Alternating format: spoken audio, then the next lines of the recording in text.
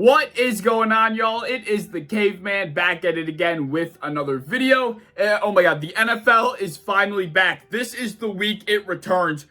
I am so freaking excited, I can't even express. Stupid damn sport that I've been banging my head against the wall talking about for the last couple months finally is returning. I'm so excited. It's going to be a fantastic 2021-2022 season. I'm giving you my power rankings heading into week 1. Before we get into all of that, you guys know the drill around here. Mott's applesauce, if you're ever hungry, thirsty, whatever it might be. Mott's applesauce will satisfy whatever's satisfying you need to satisfy. You have the Caveman guarantee. I promise it will never fail you. Alrighty, y'all. Before I get into it, there's a couple things I want to say. I'm probably going to do this like every 5 weeks. I'm not going to do it week by week because there's just going to be way too much to talk about during the season. So I'm going to do it like every 5 weeks or so. Also, this is not a tier list. It's just strictly a power rankings list 1 through 32 heading into week 1. With the amount of uncertainty in the air because we haven't seen a single team play a regular season game of football yet, this was really hard to make, so bear with me here. I'm going to go through this list 1 through 32 by intervals. I'm going to start with 32 through 26. In theory, this should be the least controversial part of the entire power rankings list because everybody unanimously knows who the bad teams are in the NFL. I know some people are going to be mad that I have the Dolphins so low. I just have no faith in the Miami Dolphins absolutely whatsoever. I think their defense is overrated. I think Tua is overrated. I don't think he's their future. You guys know that. If you've been watching my videos, you guys know I don't believe in Tua whatsoever. I think Mac Jones and the Patriots are going to put Miami on blast in week 1, and it's going to represent the ranking that I have right here. With that being said, they're starting at the bottom of the barrel with the rest of the dog shit NFL teams until they can prove otherwise that they deserve to be moved up. This is where I'm starting them. The other team I want to quickly mention is the Philadelphia Eagles. I do think they can move out of this interval rather quickly, but it's all contingent on how Jalen Hurts plays. I am not really sure what I'm expecting from Jalen Hurts. I think he's going to do well. That doesn't mean that's actually going to happen. Time will only tell, but they're going to stay down here because they're in the NFC East. They're not very good. They weren't very good last year. Until they prove otherwise, like the Miami Dolphins, they're starting down here with the rest of the dog shit teams. But that's about all I got to say on 32 through 26. The rest of the teams in this interval kind of speak for themselves as to why they're down here. Moving on to 25 through 21, I have a hodgepodge of rosters here that just have a ton of question marks. I think each team that you're seeing on screen right now have a ton of potential, but I'm just not quite sure if they're going to be able to fulfill that potential for one reason or another. The Panthers, the Giants, and the Bears all have quarterback uncertainty right now. Although I expect Sam Darnold to revive his career in Carolina, I can't guarantee that. I mean, Danny Dimes, can he bounce back? Andy Dalton's starting in Chicago right now. Who knows when Justin Fields is going to go in? These are all questions that cannot be answered until we see these guys play football. That's why they are where they are, because the quarterback position, which is the most important, is the biggest question mark for all of these rosters. As far as the Bengals go, they might get charged for involuntary manslaughter after Joe Burrow goes out there and gets absolutely destroyed because they decided not to protect him this offseason. I hope the best for him. I hope he survives it, but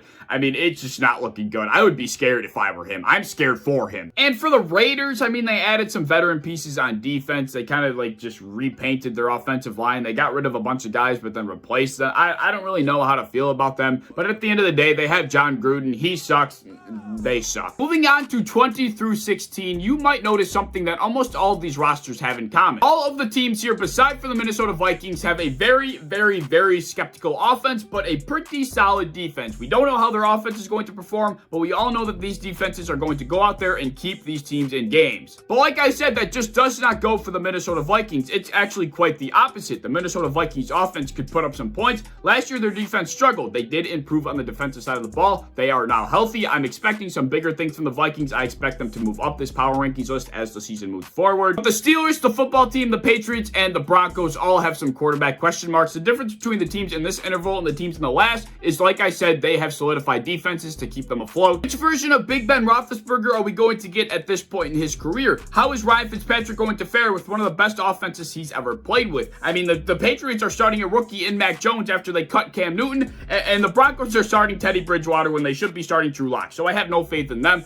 This is just a lot of uncertainty, but they all have one thing in common: great defensive play. So that is why most of these teams are where they are at right now. If their offenses could pick up any of the slack, they could easily move up. I also see the Vikings moving up at some point during this season. It's going to be a lot of things to watch all at once. 15 through 11 features a lot of teams that also have a lot of uncertainty, just like every other team on this list surrounding them, except I just have a better feeling about these teams than I do about the other ones. I am falling for the Cowboys hype. I'm sorry, I am. I don't know what it is. Maybe this season they'll finally do well. I just want Dak Prescott Prescott to succeed. I think that's what it is at the end of the day. I just love the guy. I think he's got a pretty compelling story. I want him to be successful. Almost the same thing goes for how I feel about Jameis Winston and the New Orleans Saints. I want Jameis Winston to be successful. I think he's in a place to be successful. Therefore, I think he will be successful. That's why I have the Saints where they are. I have good feelings about both of these teams. I have the 49ers and the Cardinals right next to each other, just like they're going to be in their own division all season long. Which team will be able to separate themselves from the other? I'm not sure either team will. I think both teams are good, but I think both teams are also being overhyped. And speaking of a team I'm hyped up for, that would be the Los Angeles Chargers. I think Justin Herbert is going to overcome the sophomore slump. I think they're going to be a very good team this year, but I just couldn't put them that much higher on this list because we haven't seen them play. I can't let my feelings and my predictions overcome the fact that we are talking about power rankings before the season actually begins. I need to keep it realistic to some capacity. Now, moving into the top 10, we got 10 through 6. This is where the big boys come to play. The Rams, just like the Chargers, are another team I have extremely high hopes for. I think they're both going to be extremely good teams, but I just can't put them any higher because we just don't know what they're going to be like in 2021. Until they play a game, I can't put them higher than I have them right now. So I did hold my horses for the time being with the Los Angeles Rams, even though I think they're going to be a top 5 team this year. I just can't quite put them there yet. The Indianapolis Colts are another team I have high expectations for. I think Carson Wentz is going to be a perfect fit there. I know not too many people have the most faith in Carson Wentz, but you have to remember the team he's on. He's on one of the most well-rounded teams in the entire NFL. He's got a lot of help around him. He's got a good offensive line. He's got a fantastic run game. He doesn't have to do a lot of the weight carrying. So now he's got some help. I think he's going to succeed there. And the rest that I have here between the Seahawks, the Titans, and the Ravens are kind of interchangeable at the moment for me. I'm not really sure. I had a hard time kind of putting these three in a ranking. I know some folk might be upset that I have the Titans over the Ravens because the Ravens did beat the Titans in the playoffs last year, but I don't know. I think the Titans offense got substantially better. I think their defense is going to be a smidge better. And I just think the Ravens offense is going to continue to get figured out because it's not going to evolve. Therefore, the Ravens are just slightly a bit lower than the Titans right now. So yeah, like I said, these three are somewhat interchangeable in my personal opinion. I know some people have been saying on social media that the Seattle Seahawks are supposed Super Bowl contenders.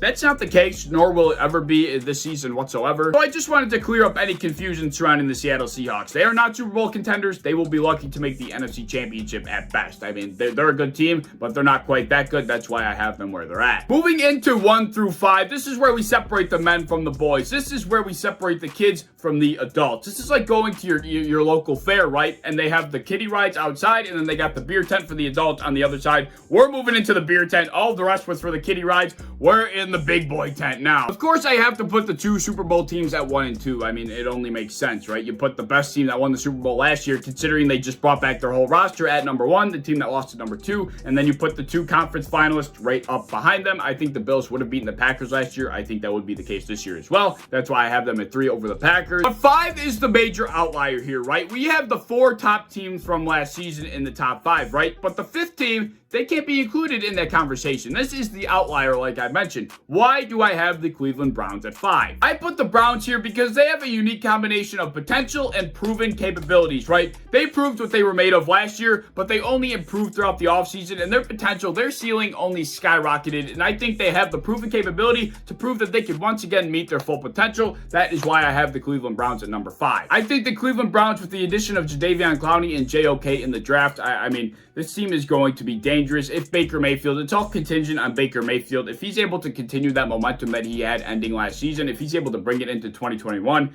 this Browns team is going to be something to look out for, and that is coming from a Bills fan. Alrighty, y'all, that's my complete power rankings list heading into the 2021 NFL season before week 1. Like I said, I'm not sure if I'm going to do this each and every week. I feel like it's going to be way too busy to be doing that, but maybe I will. If I find the time, maybe I'll do it every week. I don't know. I guess we'll find out how the season goes. But I can't wait. I mean, it's the best time of year. Football season is the best time of year, and there is no denying it. The food, the party, the games, fantasy football, everything about it, it just gives you something to look forward to each and every week. No matter how shitty your week is going, football's right there to pick you back up, and that's the best part about it. As always, leave any thoughts you have about the video down in the comment section below. Anything you might want to say, leave it down there. You guys know I love to talk to you guys. That's my favorite part about doing YouTube, is communicating with my viewers. It's my favorite part of it. Now that the season is beginning, I'm excited for the grind that is ahead of us. It's going to be be a fantastic year. Be sure you're liking and subscribing if you enjoyed the content. It really helps get my videos out there and gets my channel out there, so I appreciate that. As always, like I said, if you enjoyed, like, subscribe, do all the fun stuff. If you want to hit the bell to be notified when I upload, I would appreciate that. You want to go over to Twitter, follow me over there. I would appreciate that as well. I'm a part of the Built-in Buffalo content creation team. If you enjoy Buffalo Bills content, be sure to follow and subscribe to us